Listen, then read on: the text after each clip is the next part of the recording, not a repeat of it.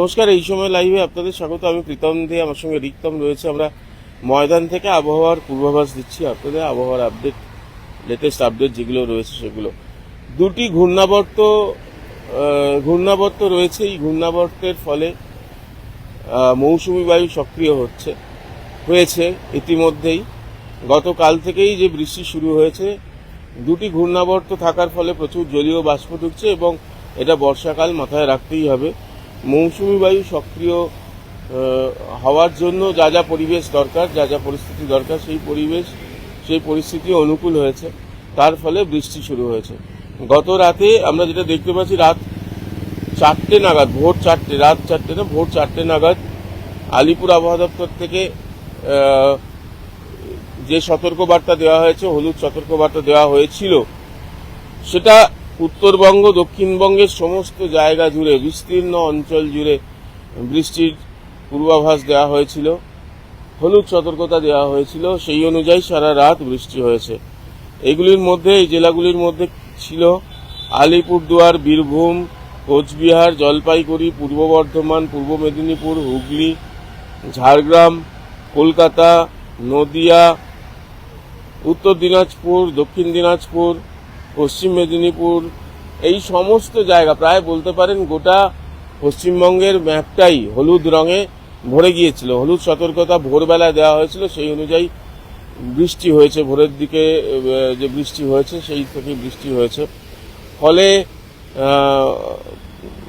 বুঝতে পারছেন যে সকাল থেকে মেঘলা রয়েছে, আগে বৃষ্টি হয়েছে এবং আরও বৃষ্টি হবে। যে দুটি ঘূর্ণাবর্ত রয়েছে, তার ফলে মৌসুমি বায়ু সক্রিয় হয়ে বর্ষার বৃষ্টি শুরু হয়েছে। একটু আগে যে নাউকাস দেওয়া হয়েছে আলিপুর আবহাওয়া দপ্তর থেকে, তাতে দেখা যাচ্ছে যে কয়েকটি জেলাতে, পশ্চিমের দুটি জেলা, পশ্চিম বর্ধমান এবং বীরভূম জেলাতেও কিন্তু ঝড় বৃষ্টি হতে চলেছে। এটা আমরা একটু আগে নাউকাস্টে পেলাম, আলিপুর আবহাওয়া দপ্তর থেকে একটু আগে সেটা জানানো হলো যে হলুদ সতর্কতা দেওয়া হয়েছে সেখানে। আচ্ছা, গতকালের সারাদিনের যে তাপমাত্রা, সর্বোচ্চ তাপমাত্রা ছিল 31.4 ডিগ্রি সেলসিয়াস। সেটা স্বাভাবিকের থেকে -1.4 ডিগ্রি সেলসিয়াস কম, অর্থাৎ মাইনাস মানেই কম, 1.4 ডিগ্রি সেলসিয়াস কম। এবং রাতের তাপমাত্রাও স্বাভাবিকের থেকে প্রায় 1 ডিগ্রি কম ছিল, -0.9 ডিগ্রি কম ছিল। 26 ডিগ্রি সেলসিয়াস ছিল রাতের তাপমাত্রা।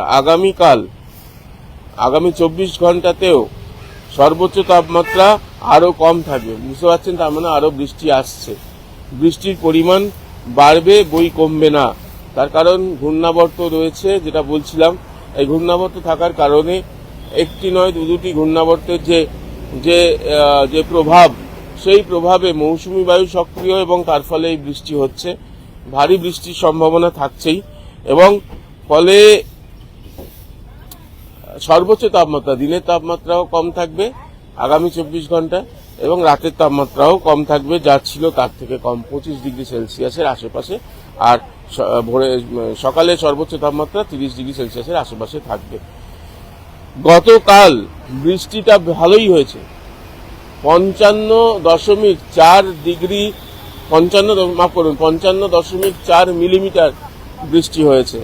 55 মানে প্রায় 60-এর কাছাকাছি যদি ধরি, তো 55.4 মিলিমিটার বৃষ্টিটা কিন্তু যথেষ্টই বৃষ্টি হয়েছে।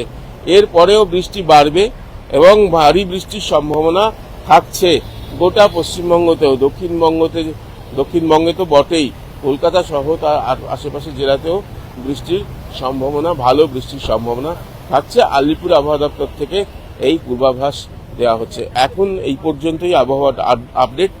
এরপরে আরও যা আপডেট আসবে আপনাদের জানাতে থাকবো। আপনারা দেখতে থাকুন এই সময় লাইভ।